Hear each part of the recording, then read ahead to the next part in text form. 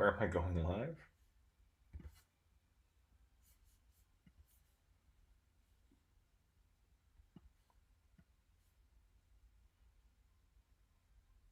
Cool.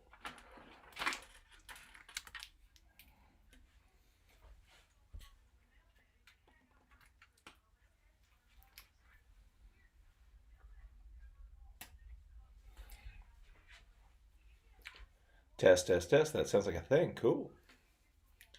Wow. Okay. Edit. Test live stream.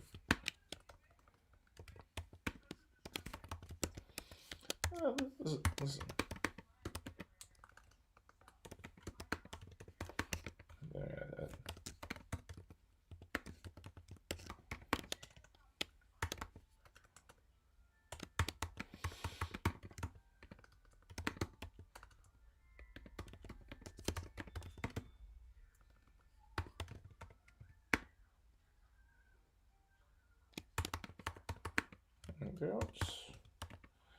introduce yourself. And that's introduce yourself.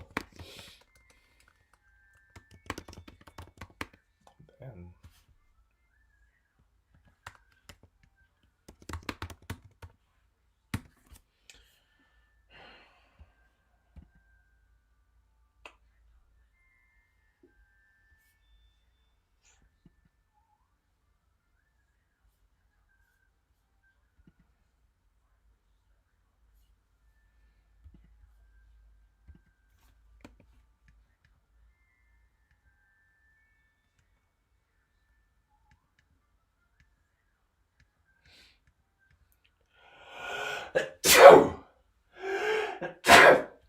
oh.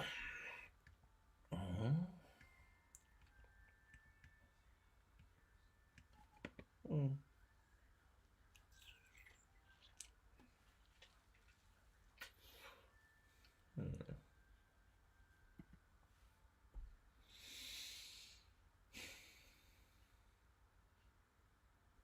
Yeah.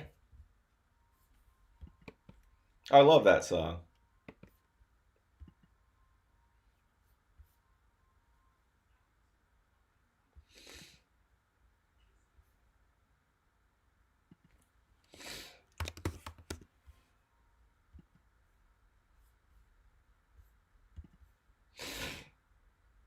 Oh my goodness, I had people watching while I was still plugging in my data. My goodness gracious. So, hey, oh, my brother's here. Hello. This is really nice. Hi. Hey, LA Typer. You should test something. This is a cool test. I'm really enjoying this. So, if you write things, I will see them over here on my screen, and then I'll respond. Um, I like a live test. Oh, you've written things. I'm not going to take it off. I appreciate that. But I'm setting up. So what I'm doing right now is I'm setting up my home studio, which I always wanted to do. I'd never done and mean to do during all of COVID, and just didn't, and kind of went at it half-assedly. And now I am not. And now I'm like, it's getting there. It's not complete progress. Yes, sweetheart. What are you doing? We're live on YouTube. This is my very first live YouTube stream. William told me to take it off, um, and I decided not to. But hopefully, William will say more. So, you want to say hello? We're over here. This is where we keep the people. I don't think they can see you. You're too low. Oh, there you are. Oh, we could see you. My image here is delayed. Fascinating. That's the problem. It is the problem, but that's okay. But it's all very exciting. I've got my really cool Sony A9, which is super cool. And I've got my little Rode mini microphone mounted on top, and I've got my little Zeiss glass, which I'm just a huge fan of. And now we have a place to go live, and that's all super cool. So I'm super glad we're here with our audience. So, anyways, um, I want to do more of these live streams. I want to do more sort of videos in general. I have not done nearly enough during the pandemic. I've been kind of disappointed with myself. And I finally realized that the issue was um, I have a family. I have two of these. This is one of my two daughters. I also have a lovely wife. and like all of their BS and their stuff they do, it's like when I say it's distracting, and it's kind of messy. They're kind of creative types. They're kind of like blah all over the place, and I'm like a creative and yet anal retentive type. I love my chaos and my magic and my juice and my cream and all that stuff. But I also love my space to be tidy and clear and organized so I can find the things. I often like to keep things very Spartan and organized and minimalistic. And then when I have a project, I can go batshit nuts and go crazy. And this is great. I'm so excited the system works. That's so cool. And I think William's still watching, but he's not saying anything. I need you to test the engagement. You know what we could do? We could share it. Yes, we could. Share. Copy. How many people are watching? Just William right now. And I don't think he's really watching. I think he just has the... Ah, very nice. Oh, hello, Uncle William. Hello. I'm putting this thing on Facebook. Hello.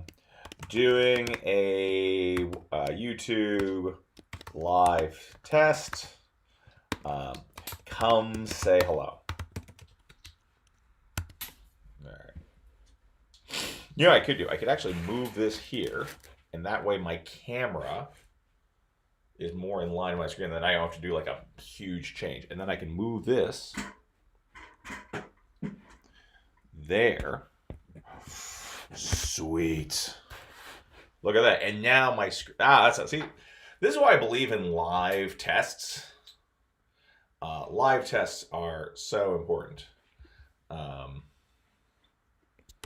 Because you learn so much. Delete.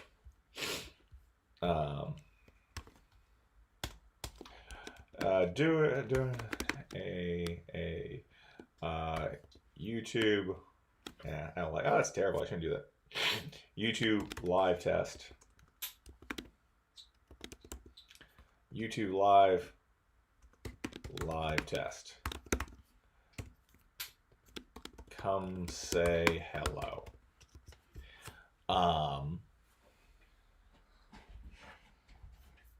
Yeah, I used this picture of me and Ulrich making stuff, and I'm like, that's not a great image for this. So let's change that.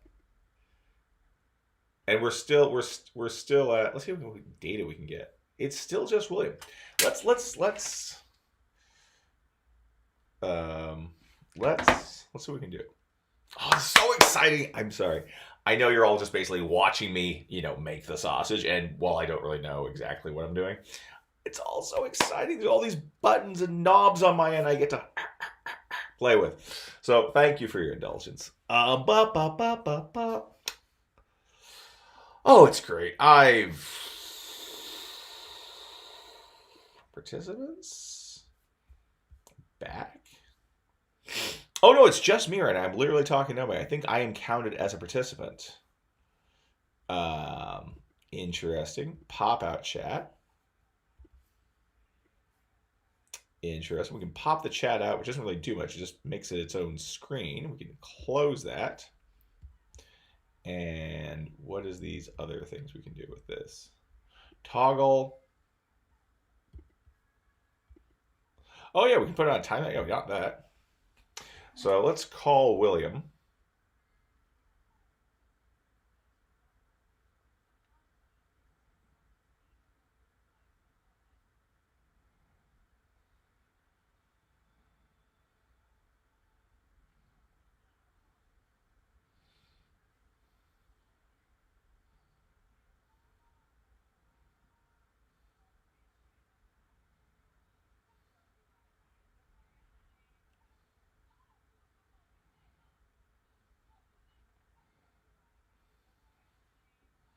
Oh, it's Andrew Conway. Hey, we got there.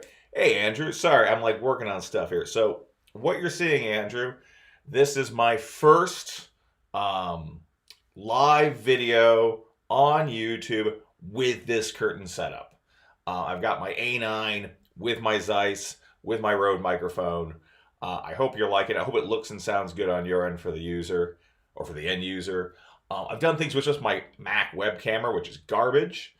Um, and I've done, what else have I done? I've done other things with other setups. So this is my first setup here. One of the funny things I ran into, and you might appreciate this, is that I was trying to use Sony's Edge imaging tool, which is garbage. So much garbage.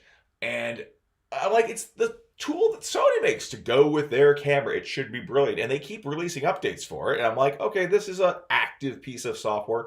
It's not been deprecated. It's a real thing. But alas, no, it's crap. I finally grew my big boy pants, or put on my big boy pants, download OBS, which is an amazingly great piece of software. I'm kind of blown away. I mean, it literally is plug and play. I haven't even gotten into any of the various OBS features. I'm just sitting there going like, wait, this just works? This just works right out of the box? Well, here's a quick question for you. Andrew, if you're listening.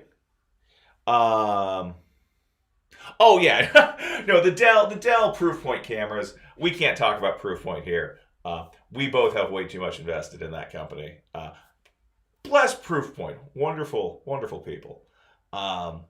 They really are. But shall we say, Proofpoint makes certain decisions around what they spend on non-enterprise hardware, and that is reflected in your laptop, Andrew. My question for you, Andrew, on my preview, it shows me black bars around me on all sides. Do you see black bars around me on all sides? I'm kind of worried I have that, and that might be a thing I need to adjust in OBS. Oh, that stretches and snaps. I'm like literally, hey, that'd probably be a lot better. And what is this? Okay, let's cut my program. Making a program adjustment. Oh, this is so fun. It's a lot more fun to do this live. It's very much like getting dressed in an open window. There's that little thrill of, will someone catch me? And they will catch you. Someone will catch you. But it'll be never anyone you want to catch you. Like, no one that you want to see you naked sees you when you're dressing by an open window. Or like bathing in a forest glade. Or, swimming in the bay with, like, the dolphins. It's always some weirdo. Or some judgmental person. I generally get judgmental people. I get weirdos too. I want to say it's a 50-50 blend of when you're prancing through the woods naked, you are into judgmental people or weirdos, which is why I, alas, don't do that anymore. Yes, Andrew. Yes, I do. I do have skin in the game. Don't we all, Andrew? Hey! I think the black bars have gone away. I think I figured it out. Okay, I think that scales. Now hey! And oh my god, I feel so smart. Now I'm full screen. My god, I was like, I'm sitting there going like, what are those black bars? Why are there black bars? Why is there a black border? Is that like a feature? It's not a feature. That was just me not having my output aligned with my screen. Yes, excellent. Okay, thank you for confirming, Andrew. This is exactly what I was looking from you, sir. Like, I want someone to come on here and say, am I doing this right? Okay, we got the picture the way we want it to be. I think I'm going to adjust my camera just a little bit. I think. Now, you ask yourself, why am I going for this shooting up my nose look? And I kind of like it. So my playback is actually quite delayed. I'm going to see if that looks any better. So I actually don't even know what I look like right now. No, that's too much. I don't like that. No, we're going back.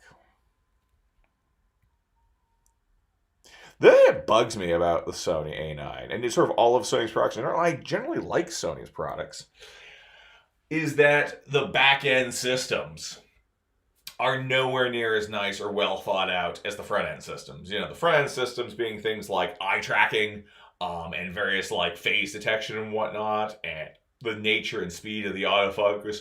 The color space, I feel, keeps getting better and better with every Sony product. But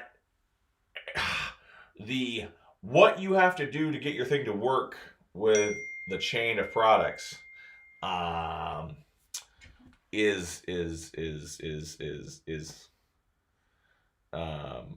it's not quite there. It's not quite there. You're getting there, Sony. I believe in you. I do genuinely like your cameras. Yeah, I mean, Nikon's great, Canon's great. But I think with the A9, especially with the 5.0, with a 5.0 firmware update you did, I don't know, like a year ago, like that firmware update was like awesome. That was like, okay, this has gone from a slightly more kludgy than I'm willing to accept system, like I had when I first started working with the camera. I was like, am I just dumb? I mean, I don't think I'm dumb, but you know, maybe it's an operator error. And then the 5.0 firmware update came out. I was like, awesome. There were so many like back end menu issues that were fixed. I'm like, no, it was not me. It was you, Sony. And you know, to your credit, you did fix it. And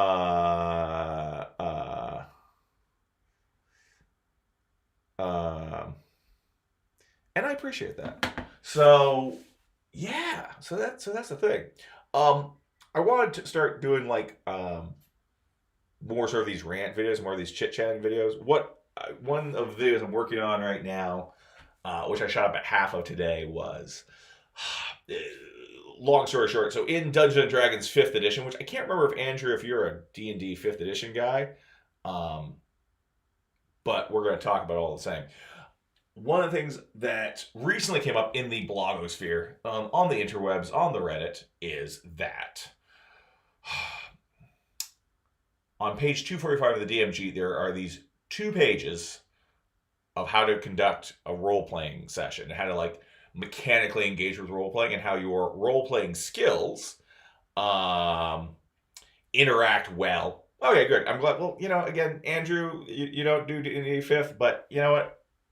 I'm glad you're willing to listen, and you know, you can judge me on how compelling my argument is. So, I look forward to your feedback, sir. Please modulate your feedback if it's overly harsh and critical. If you're just sitting there going, "I'm sorry, my boy, you're terrible," and I'm really just, you know, I'm your sympathy viewer. Lie to me. Please lie to me. But if it's like critical feedback that's actually actionable, do that instead. So here's the thing about 5th edition. Sorry, I'm being asked to send a link out to people because, you know, people, oh, here was this person saying.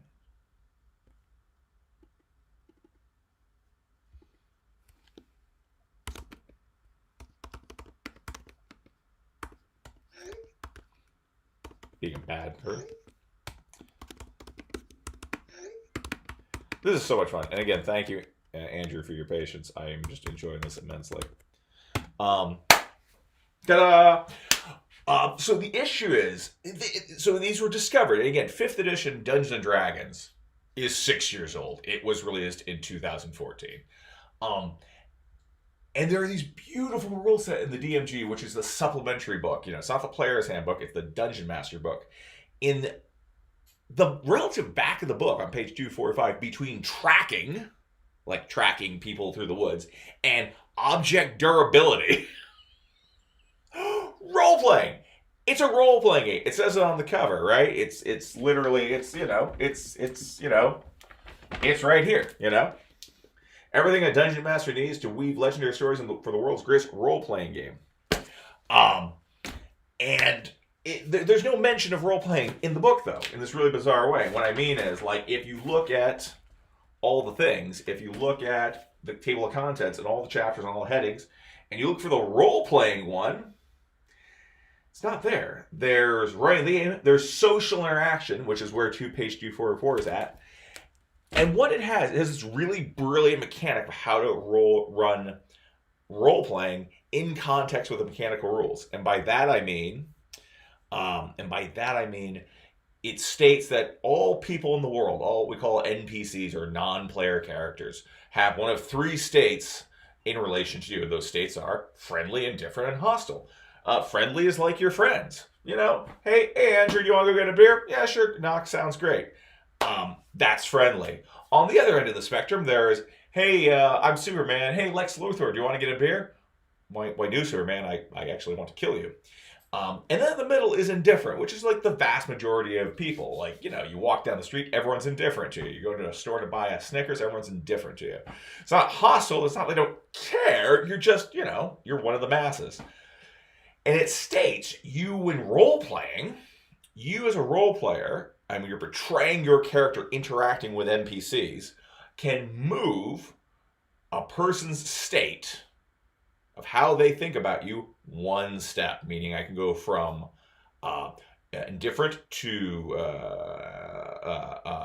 friendly, or I can be really rude and mean, or maybe I just put my foot in my mouth and go from indifferent to hostile. And that's kind of like it's not just a DM prerogative, like it should seem mutually agreeable to all players concerned of like where this conversation is going. And where the dice come in, well, this is the great bit, where the dice come in is on when you're trying to make a hard and fast decision about how the encounter is turning out, meaning like I, the PC, am lying to this NPC and I want to know, does the NPC believe me or not? I roll a roll. If I've made an argument, right, about should an NPC help me out, I've made this negotiation and now I make a roll. And the thing is, how hard that roll is dependent on what is their opinion of me. What is their opinion of me? And lots of things don't require a roll. It's like, hey, Andrew, you want to go get a beer? Well, actually, Andrew, you don't drink beer, so never mind. See, and that's like a great thing. You might be, like, in my role playing, by asking you, do you want a beer? And me doing, you don't drink beer, you'd be like, God damn it. I thought he knew me. I thought he liked me. I thought I was important. I thought we were friends. And clearly I'm not, because he has forgotten that I don't drink beer. And you might feel that was like really inconsiderate. And so we might, as a DM, as a dungeon master, say, okay, Mr. Knox, you've hurt Andrew's feeling. I'm going to ratchet down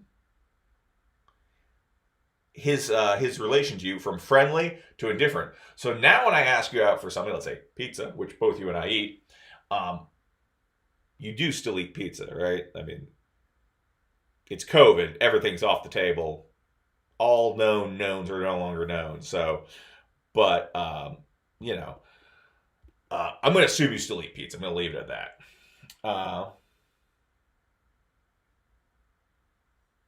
Oh, you're fine with non-alcoholic beer. Yeah, I know the face thing. It's kind of the hands. That's a great point.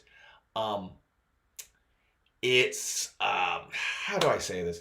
It's kind of an aesthetic at this point on YouTubers. I see lots of YouTubers, they do that. And yeah, that happens. And it's part of the language now.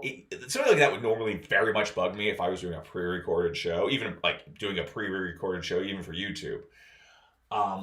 But it's like commercials. Like, if you were reading a book and I just told you on page 84 there's going to be an ad for pizza from your local pizzeria, you'd be like, wait, I'm reading a book and there's an ad in my book? That would be really upsetting because that's not part of our language of books. When I open up books, I don't expect to be like, well, yeah, they put an ad in the middle of the book, so as you're reading, you see the ad and they make money off that, and then they use that money to supplement their income along with the money you paid for the book. You would be like, that's insane! But that's television, baby. That's broadcast television. I mean, fuck. I mean, even, it's people subtly slip things in to products all the time. But I digress. My point is, the hands and autofocus, but I really like the way the autofocus looks on this camera. Just even when I might go out of focus. In fact, let's just see what it grabs off to. Yeah, I don't know. I kind of like the aesthetic. I'm not gonna lie, but thanks for the feedback. You have an econ book with ads in the middle? No way. Are they real ads? Or are they like case study ads? Yeah. No, I mean, again, one of the reasons I have this camera, again, getting back to the autofocus issue, and this lens, or this set of lenses, is I really like their autofocus. I think it's really smooth. It's really great. They have some of the best eye tracking technology. The computer's sort of looking after my eyes. And even when I go soft, like I'm watching the playback, now I'm going, I kind of like it. It's like, shaky cam, you know. I could do it's like shaky cam. You see in like movies or like handheld that like we're running, like when the characters are in a still calm situation, we might have the camera still. If they're in a sort of a tense building up to drama, I might move the camera in the very constant way, sort of like where is this going? And then during the fight, everything's crazy. The real ads that subsidize the book. I want to know this book. This is worthy of discussion. Because actually one of the videos I want to do is economics. We're going to talk about economics. We're going to talk about specifically about this product. Can you see that? Can you see that? I can't tell if you can see that. Let's see. My delay on this is really high. I'm trying to get feedback. Can you see me? I need to figure out secondary. Oh, there's nothing on there. See, this is why I need that. I made you look at that for too long. So it's this. It's this. This is what I want to talk about. This is the end of civilization as we know it. It's in this box. This box contains the end of civilization. No, be away from the screen as long as you need, man. I mean, you have a life beyond reviewing my content, and B, I really want to know this book. I will miss you. Goodbye. I will see you in a second, but that's okay. You will be back. So, yeah, this is really cool. I like this a lot. So, where was I saying? So much stuff in my head. What will I release to you now? We're going to do a video about economics and how that box contains the end of the market as we know it today. It is the conclusion to a trend that has already been happening. It's been happening for a few years. But the trend was like sort of going, and I don't know what's going to happen. We'll have to sort of wait and see the things. And again, in this box, the answers to the end of the market economy exist, and I'm very excited. Also, slightly terrified that the end of the market economy that I currently know and love, he says facetiously, is here. But what this box represents is a nearly perfect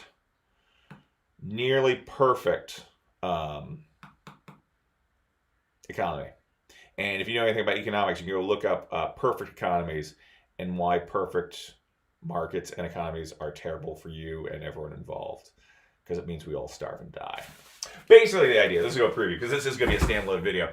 And I'm still sort of in my script writing research phase. But because I want to have all the names and links so I can sound like I really know what I'm talking about, opposed to a half-baked idea I'm telling you on the internet, is as follows.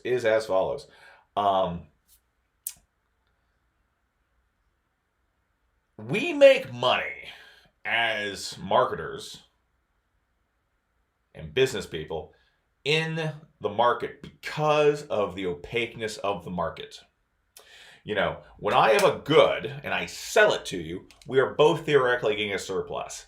This, we're exchanging some money, and this product, in this case, a lens cap for a Sony camera, is worth more to you than the money, but that money is substantially also worth more to me than the lens cap. And the reason being, generally, I'm making this lens cap at a cost, but I'm making it in bulk, so I do it at a discount. I do it at cost benefit, not cost benefit. Oh God, I'm blanking. It's too late. You make more, the cost comes down. Opposed to if you were going to go away and let's say 3D print this, or maybe cut this out of wood or some other material, make this yourself with all the functionality. And the reason that can happen is because of opaqueness in the market. Like you may not know how to do this, or the tools needed to make this you might not be able to afford, and even if you could afford them, they cost more than what it costs you to buy this. There's also the word mark. Sony has a word mark. That's a trademark.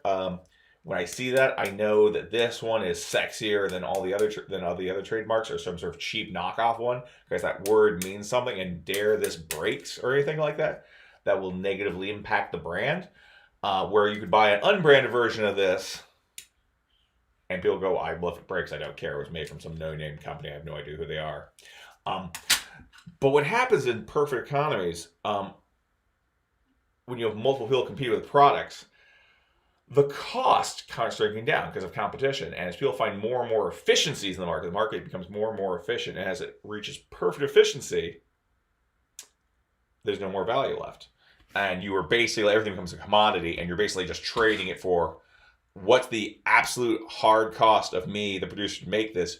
You're only willing to pay the absolute hard cost and no markup, which of course is my profit margin because other people are competing. So this will give you a little preview. So Gillette foaming shaving foam. Gillette foaming shaving foam. That's a bad piece of marketing right there. You're not Apple. Hello, can I get the pad iPad? I want a pad iPad. That would not be cool. Gillette. I can't spell. Gillette foamy. Not foaming. See, I can't read or spell. Foamy shave foam.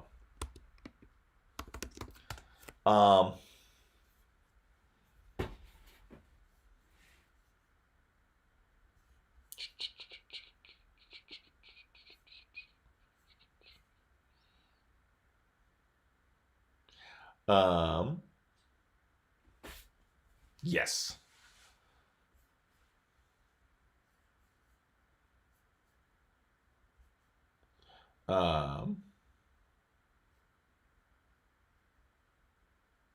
You know, you can buy this at Rite Aid for a can of this stuff at Rite Aid for $2, right? Stephanie sees me. $2 at Rite Aid. I have 12 here. That is $24. I bought this for $10, like for nearly 6% off on Amazon. You gonna give me advice already, Steph? Yeah. What do you got, Steph? I need you to use the live stream notes. Ooh, and Andrew's also found me a book. What's your notes, Steph? Steph is only texting me. Yes. Use the YouTube chat.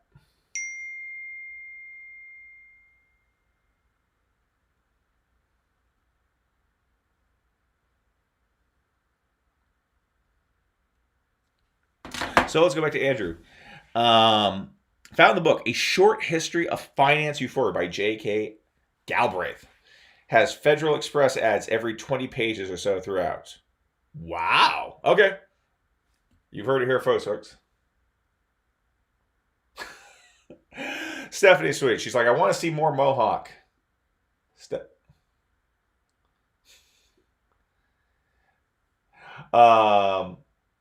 Am I going down on you? Oh no, I'm looking down on you, Steph writes. No, I know.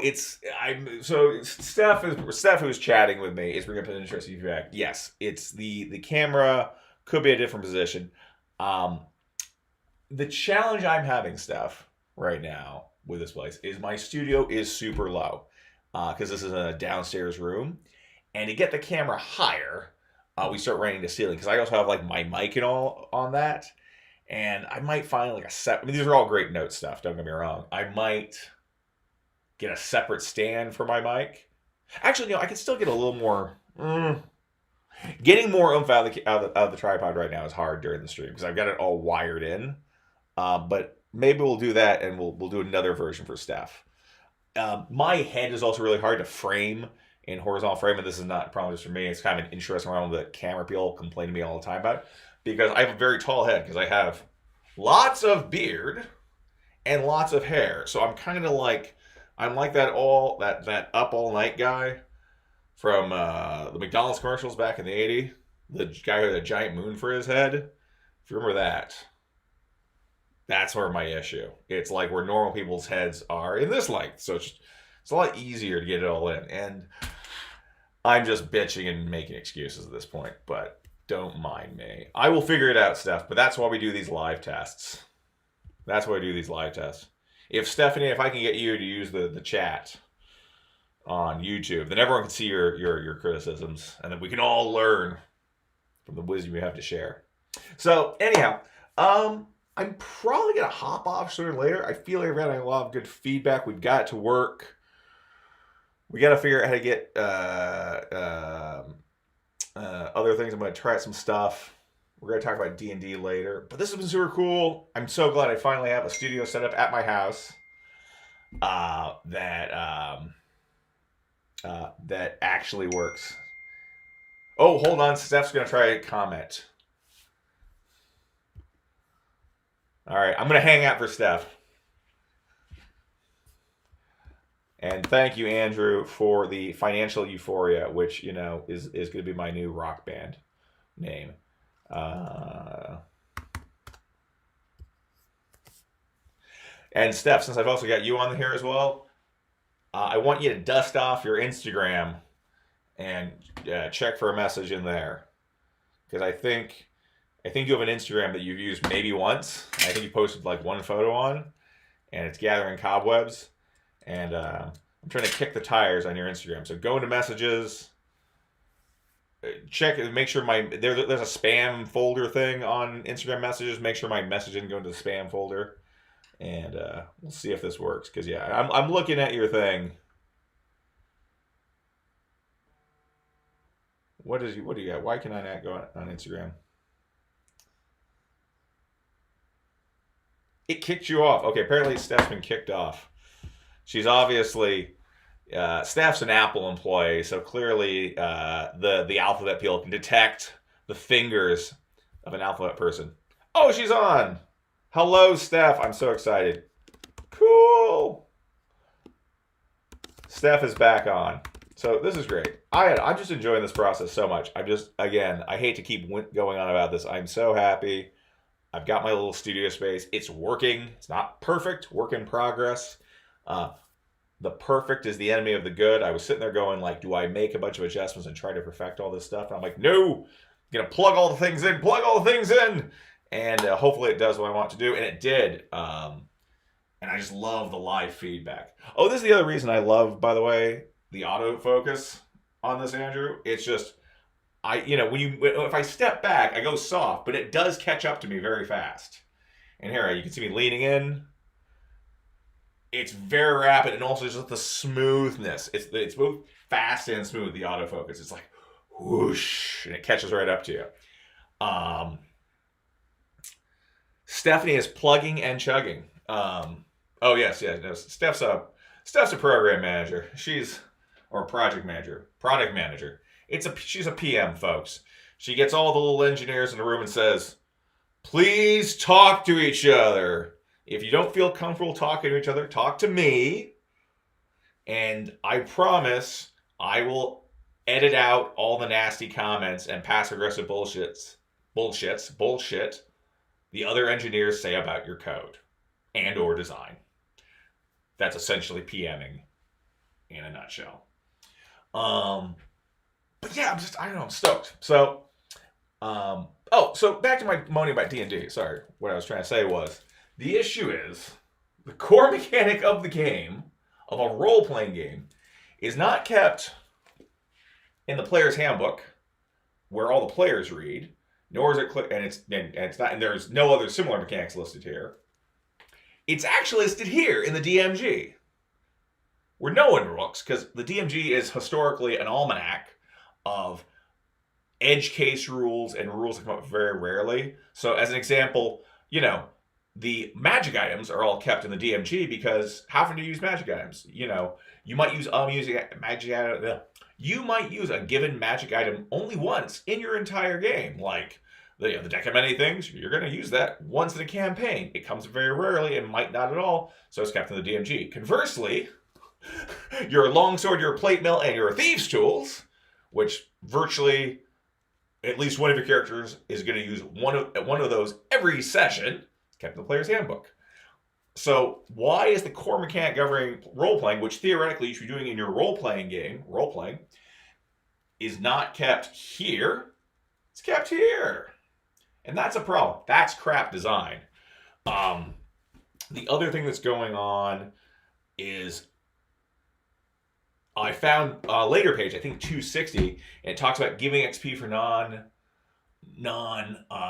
non-combat encounters. It first says you shouldn't, or you should only do it like if you think you should, and then only for encounters where significant risk of failure and the consequence to that failure be involved. And I just think that's terrible.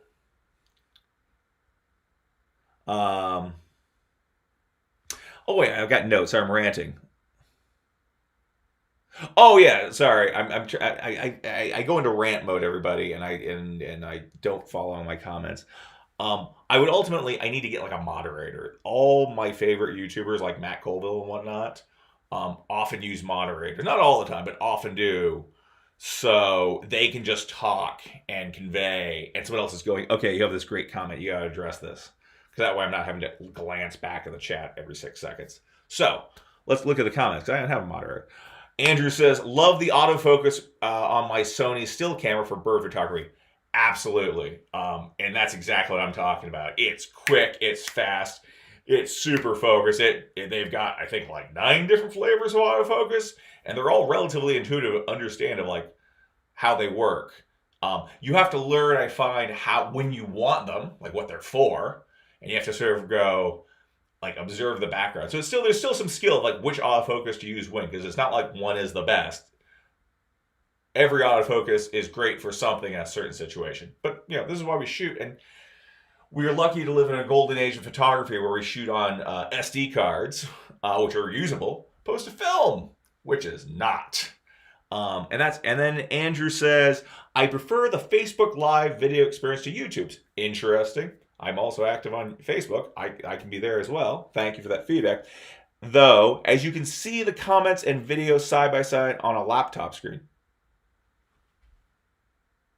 Can you not see the comments right now, Andrew, side by side?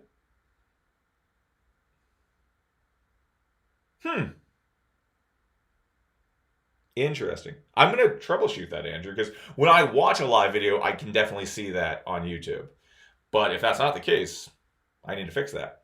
And then Stephanie writes, LOL, 30-second elevator speech. I have to practice that. Thanks for the call out. No, I tell people, I mean, this is an old Hollywood tradition, but the 30-second elevator pitch is one of those like clutch skills. Because really, when you get that opportunity to talk to somebody important who can like elevate your career or can give you an opportunity for your project, there's really 2 things you have to do. You can do either one.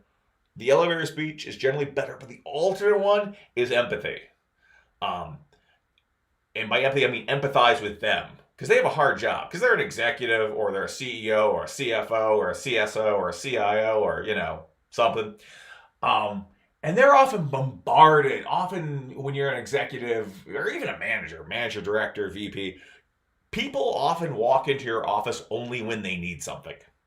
It's like, oh God, here comes Andrew. He's going to want me for more resources. He's upset about his crappy Dell laptop. He wants me to get him requisition him a new laptop. But if you make a point to empathize with your exec, and come to them not just when you need something. Even the little hello, how are you doing in the elevator? Take an interest in them. You don't need to brown nose them, right? But you have to push back the artifice of them being an executive and you being not.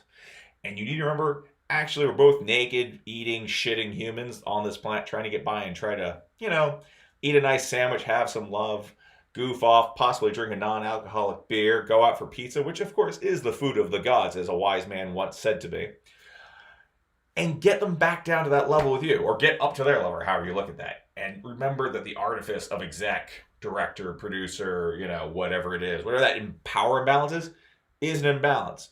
And if you try to push on that empathy, and sometimes it's a possibility that the exec will cling to the artifice, because they're like, no, my value is tied up and I'm an executive and you are a lowly engineer or whatever you are. And if you got to be sensitive to that. And if they do cling to their position, to the artifice as like their self-worth, you got to back off. And then you got to kind of like bottom for them. You got to like feed their ego a little bit, reassure them. And again, this is not you manipulating them.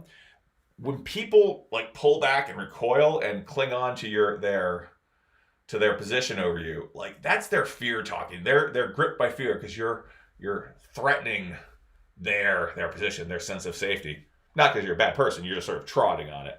So be aware of that. And remember, even though you were in the lower position, you're both still humans. And by easing them in, you're relaxing them and helping them defibrillate their body, which is a good thing to do. But the other thing you do when you're not just empathizing is having that speech and nailing it down. And nailing it down in a way that talks both to your desires and theirs. One of the things I definitely flubbed on in my career, just, boom, at various stages when I'm making my 30-second speech or making my pitch, I often speak about it for this position of pure passion of like, I'm passionate about this. I want to do this. And that's why we should do it. And it's comments are underneath. Interesting. That's Andrew. This is Andrew. You're like so earning your keep right now. Given I'm not reimbursing you or compensating you for being here, but thank you. Like that's what I talk about because like I'm here and I need to next time I do that I'm going to have a some sort of secondary system to check these things. So anyways, so when you do that 30-second speech, I've often flubbed this because I talk about my passion and my desire because the idea is my passion will carry me through the day when the chips are down, when things are hard. Because I'm passionate about this project, you the exec know, well, Noxie Poo will push on through. He's gonna cinch the deal. He's gonna take it to the finish line or the touchdown or whatever sort of sports metaphor that is applicable in your country. I was talking to a nice German girl today, and we were talking about rugby, and she wasn't entirely clear on what rugby was called in Germany, and I'm just sort of sitting there going, I don't think you're really German. You know who you are. There was a few times we were talking about stuff, and there'd be these weird blank spots in her German lore, and I'm like, are you Austrian? And you're just telling me you're German because you're American and you don't think I know what Austria is?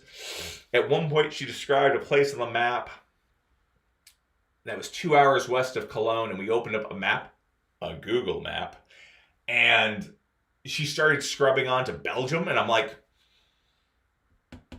Belgium is next to Germany, but Belgium is not Cologne. So I was like,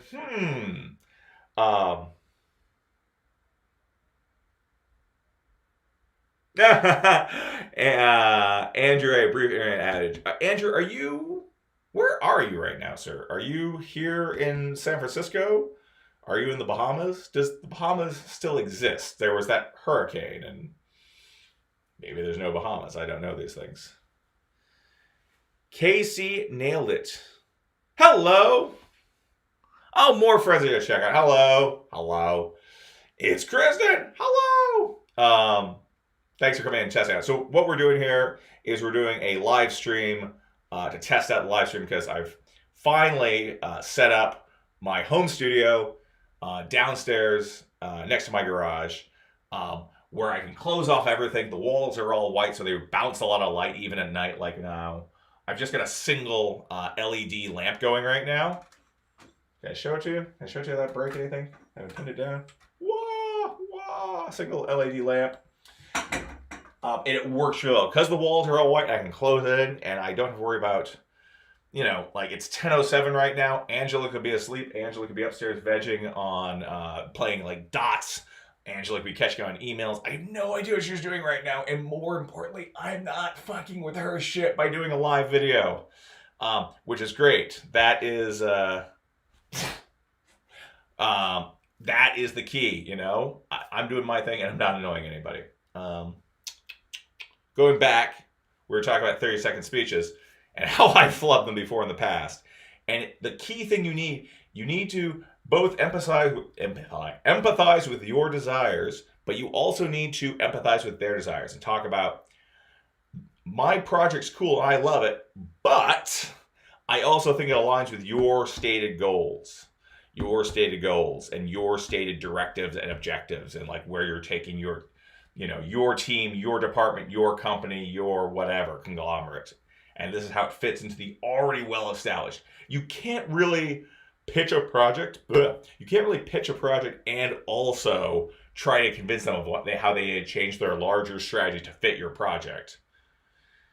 If your project doesn't align with their strategy, you're sort of dead in the water. And this is one of the reasons I'm not I left my last full-time tech position because I was like trying to pitch products and explain to them why, yes, their strategy is this, but if they move their strategy over here, my product, my project would line up I'm sorry, if you change your strategy, it would line back to my project. And that never landed. That idea never landed. You can pitch them a new strategy. That you can pitch them a new strategy, but you can't also pitch a project at the same time. So the key thing before, or not even before, but you got to do right away is know what the grander strategy is. So, like for Steph, she's at Apple. Steph, like what? And don't tell us because the Apple security police will find us and murder us all. But think about like where's your team and department going, and how can you line up in what of your ideas do you love that you have? Line up with that, because you do an idea and you're like that doesn't line up with our bigger strategy. You know that for a fact. If you're unsure, you can pitch it and pitch it with that proviso. You can say like, and execs appreciate this. You say, hey, I have this idea. I've looked into this. I'm not entirely clear if it lines up with strategy. I'm not clear. Let them know you've tried to find out the answer. And say, I'm going to pitch it to you, and if you don't like it, that's okay. It's important to give them the right to reject it. And if you give them that out, you don't need to self-deprecate. You don't need to see the idea as crap. But you need to, if you give them a completely legitimate reason why they might not like it, it takes the pressure off. Because again, they're human, and they don't want to hurt your feelings, so they're a human despite anything else you might have heard about Steve Jobs or Tim Cook or any of these guys. I promise they are and were or shall be humans. And even though they might have like armored their heart and just care about the product now, I swear underneath all that bullshit, they are humans. Andrew is here in SF. Oh, that's awesome. Hey, Carrie is on a Magic Zoom. I think you mean by Magic Zoom.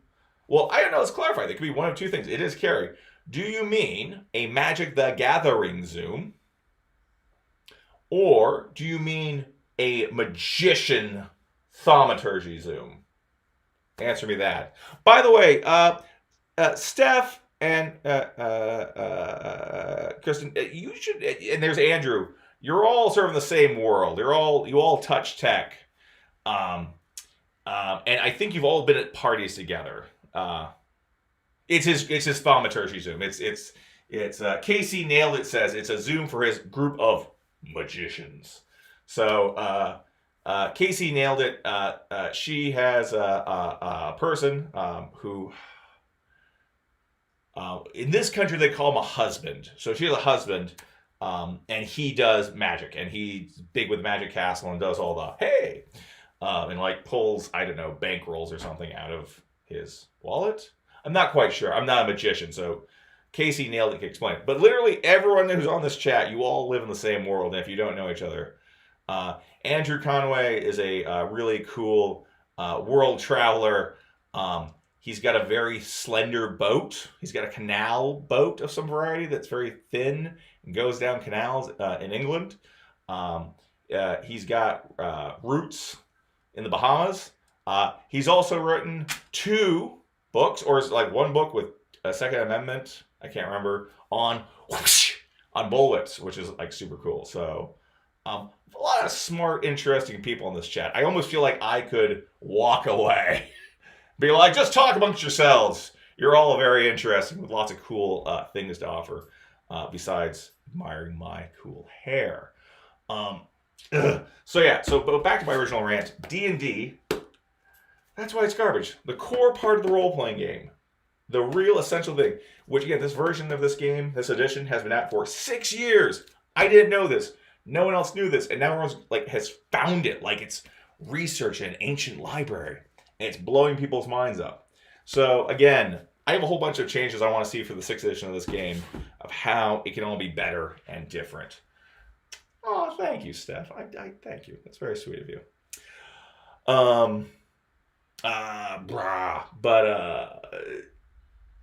What view? Because again, D&D is such a great game. It is a little overwritten, and when I say overwritten, like that's the core. That's the core game. And admittedly, that's way too much for the core rules of a game set. That's insane. Now, they're not bad. A lot of this, again, is almanac material. Like, the spell list is huge. The magic item list is huge. it's very those are things you reference. You don't read them, but it's not very succinct. And there's way too much stuff which is spoken about in a fluffy, verbose section. There's a section.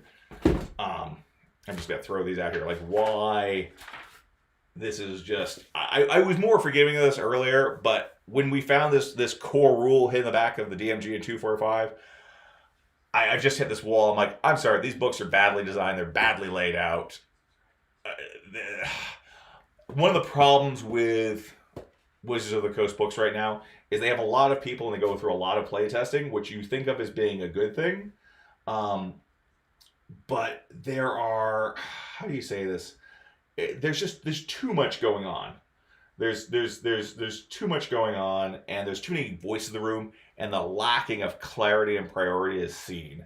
You know, we look at someone like Steve Jobs, who was a monster, and like a slave driver and all the things, but the man had a clear vision. Got me the greatest phone in the world. He got me an iPad, a Mac. These are amazing machines, and only come out of someone with a extremely passionate vision, who is willing to sort of take on the entire like emotional workload of the book or the product. I wish he was a kinder, better person. I wish he didn't lock employees in warehouses to make them design iPhones and not let them take out the trash because the trash was too. What was the trash? The trash was too. They were just like, no, it's too secure. We don't want anything getting out. We're literally going to not let you take out your trash. We will send in pizza and remove nothing. And sort of the toxic mass of farts and pizza boxes and sweat, just like, we'll send in you like bottles of warm water to bathe in. We're not letting you go home. But it got me an iPhone, so I'm kind of 50-50. So the book is a preface. Prefaces are great. Introduction, that's good. It's a little. The introduction section it's interesting, but it's a little bit of a slowdown. Step-by-step characterization is good. It does take 6 pages. That's a lot. I'm sitting a new player down. I really want this down to a page. I want them to say, I want to be able to turn and say, hey, read this, and not feel like a bastard. All the various races are what we now call ancestries. That's fine. There's a ton of them. By the way, question for all of you at home, Steph, Casey, Andrew, when I turn away to look at the book, like, how bad is my voice changing here? Like, is this a huge break? Like, is this, if I talk over here and as I read, is that bad? If I talk over here, is this better and or good? And is this great? And does it matter at all? Because it's not bad, okay? Because I don't have any sort of live auto modulation software in play. I got both Steph and Casey saying it's not bad. Thank you, ladies. Because it's one of the things on my list. I need to have some sort of auto leveling software built into OBS, which is sort of what I'm running this all on. OBS, the Open Broadcast System, I think. OBS? Sounds right. Great piece of software. I need to see about those features. But again, this is why I'm doing a test. The races are great. Again, what we now call Ancestry. The classes are great. I have a whole additional thought in class on how those can be simplified. And again, simplified meaning more elegant design. There's a more elegant way to do what you were trying to do, D&D, and still achieve the same result. So again, we've got a lot of software people on this call. More echo when you turn away. I wonder if that's me echoing off the book. Or is it just the echo? Actually, here, Steph, this is for you. On 3, 2, 1. The lazy fox jumped over the sleeping dog. How is that echo? And now, when I just take the book down, the lazy fox jumped over the sleeping dog. Is that any better? So, book up, book down. And now I turn to Steph to get her response.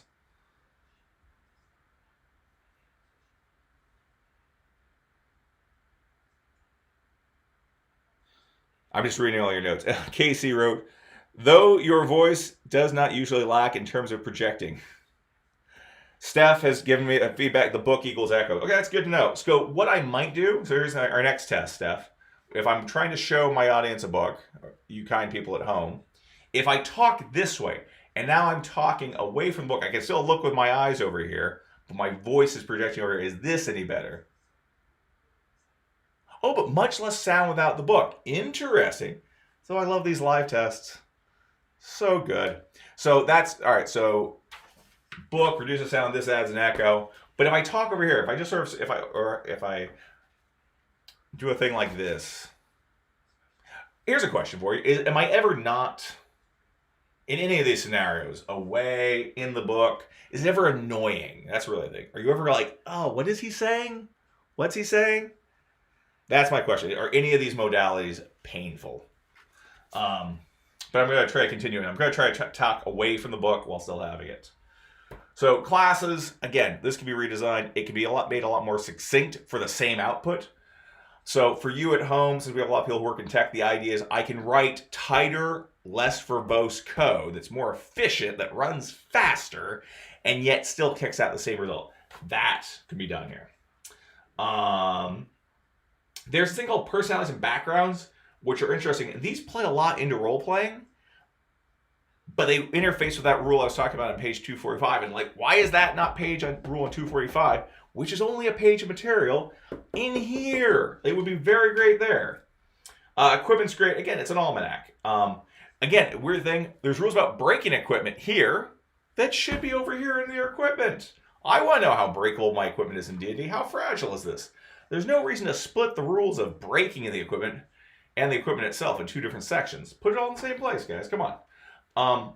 Other quick call out, people will say everything in the DMG is optional and everything in Player's Handbook is standard or default. And I'm like, no.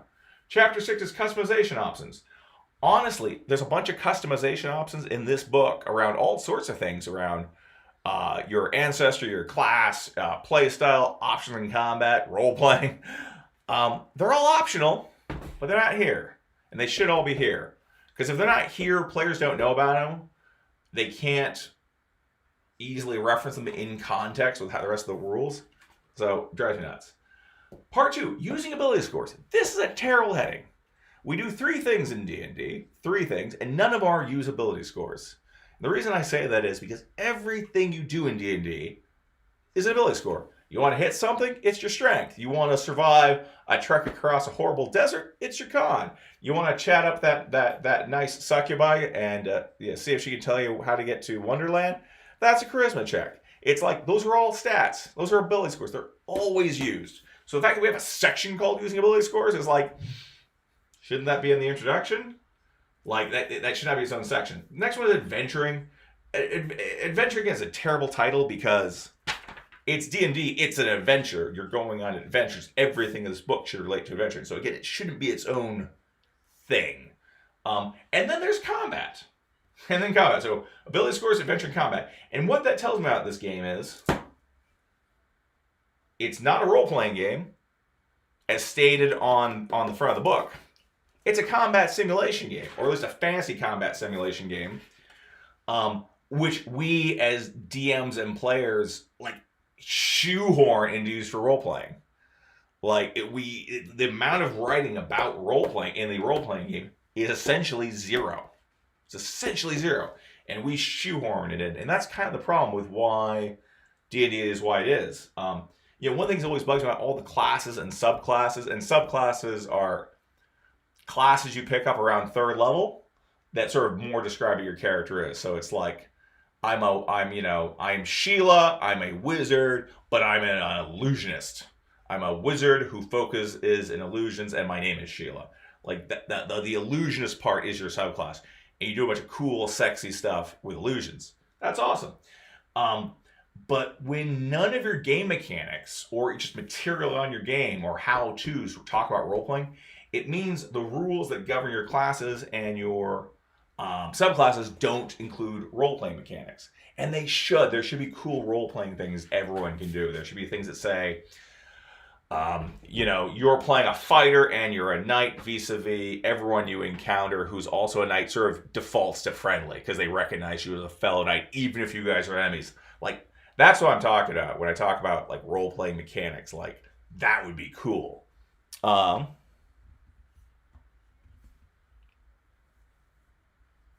No, Carrie, that's a great question. I'm not practicing how to do a filibuster. I'm a grand master at filibustering. Um, I can talk pretty much nonstop. It's why I know that I know talking nonstop is often considered to be like a detriment or a character flaw, but like a lot of my jobs and my passions involve essentially constantly talking. And what I mean by is, dungeon mastering is very exhausting. You have to sort of get up there and be willing to talk to these 4 to 6 players essentially constantly for 3 to 6 hours and have these multiple ongoing conversations. You can't ever stop because if you stop engaging with your players, they're like, the players are like, okay, we're in the dungeon and we go around the corner and we see, oh, the dungeon master is taking a break. He's disengaged. The game ends or game pauses. For work, I work as I work as a director, a producer, an assistant director, and all of these things basically require constant communication. As a director, I'm on set and I've got to communicate creative decisions to my entire team, from camera to lighting to grip to art to wardrobe to makeup, even down to like what the coffee is going to be. People want my opinion on, which is awesome. Oh, my actors. Let's not talk about my actors. And so you're sort of doing this thing where you talk to one person, you're like, okay, you got my notes? Great. And then you talk to the next person. So it's a constant process of talking. When you're a producer, it's very much the same thing when you're on set. You're constantly talking. You're generally away from the camera. You're dealing with sort of back house issues and logistical issues and making sure all of your leads, being your director and all of your department heads, have the things you want, they need to have to succeed. It's very much about you as a producer arming your troops, setting them up to success. People don't often appreciate the role of the producer, especially people outside the industry. Terrible producers are awful.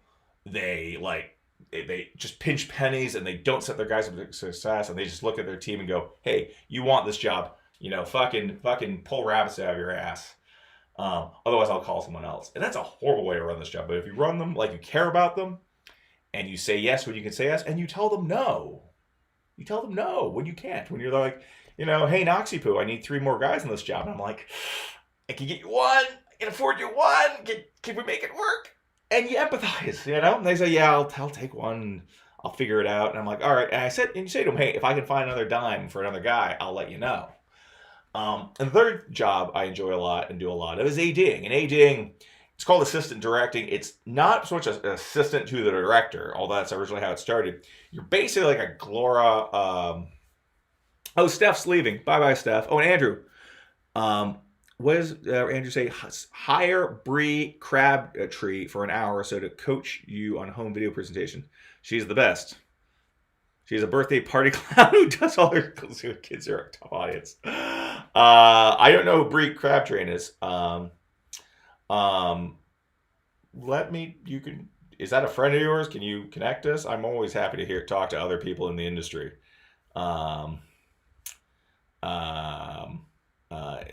About anything they do. So I love that. So anyhow, but the AD is basically the traffic cop / like traffic controller, but like for an army. It's kind of like, I guess it's like being a commissar. It's you're, as the AD, you sort of stand on the battlefield and you look around and you tell people, I need you to set camera here, I need background there, I need copper here, I need this there. And you tell people things like, hey, I'm going to need an actor on set in an hour, and I need this, and this. I need them to be dressed and makeup and know their lines. Can that happen? If not, talk to me. And it's keeping all the chessboard pieces on the board moving and all sort of landing at the right time and together. So anyhow, but yeah, no, tell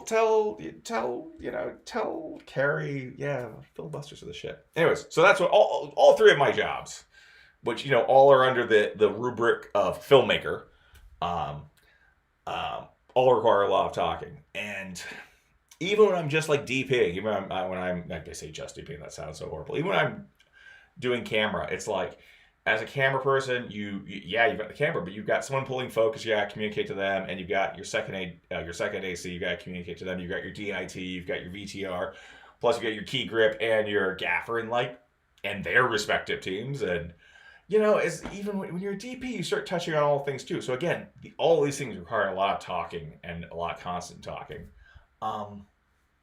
Hence, I love it. And my love of DMing is tied into that. So, anyways, it is 10:30. Stephanie has to bounce. I don't know about Casey or Andrew, but thank you for all your feedback. You all know where to reach me. If you have further thoughts, call me, text me, Facebook me. I'm on all social media. I'm easy to find on text, email. Actually, never email me. I hate email. Don't urgently email me. I like email for like slow boat communication. But text, Facebook, Instagram is always great, or here on YouTube. Anyways, good night, everybody. It's been a lot of fun. Thank you so much for all your feedback and all your notes and all your patience. You've been a great audience, and I'm definitely going to try to reposition the camera per Steph's note. And Casey, please kiss Carrie for me, like on the cheek or something. I haven't seen him in a long time. I don't want to freak him out. I don't want you to like tongue him, and he's like, you're like, this is from Nox. Like that will just feel weird. Cheek. Let's start with cheek, or maybe maybe if you can like elbow tap him, elbow to elbow. That would feel. I'd feel comfortable with that. Anyways, good night, guys. This has been fun. Jessica, we're wrapping up. Do you want to say good night?